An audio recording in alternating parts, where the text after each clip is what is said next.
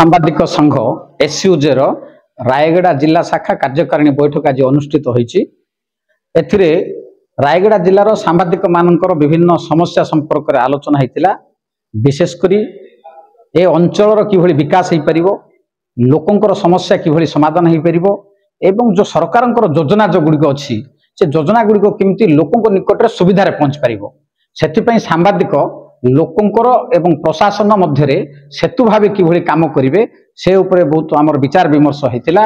एवं आगामी दिन में सांबादिकंकर जो समस्या रही जे विशेषकर ये जो गोपबंधु स्वास्थ्य बीमा योजना रे अंतर्भुक्त होता सांबादिक मानू जिला स्तर में एक्रिडेशन किभली मिलिबो से राज्य सरकार से पदक्षेप नेबे।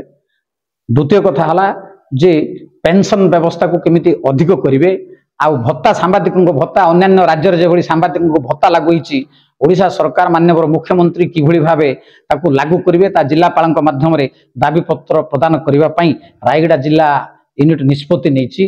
यह सहित सांबादिकंकर सुरक्षा को लेकिन किभली स्वतंत्र आईन प्रणयन करा जिवो ता उपरे मध्य गुरुत्व दियाइछि।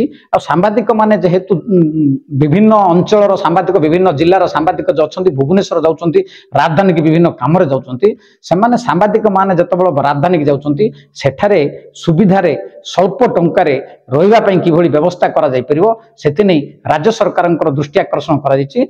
आशा करा जाउछि जे आमे पुणी आउरी दाबी करिवो एवं सरकार दाबी को ग्रहण करियो बोली। आज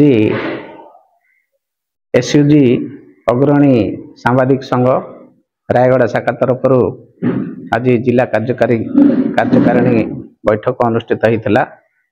मुझे मते अतिथि भाव आमंत्रण कर सर्वप्रथम जिला शाखा सभापति एवं समस्त कर्मकर्ता को धन्यवाद जनाऊँगी।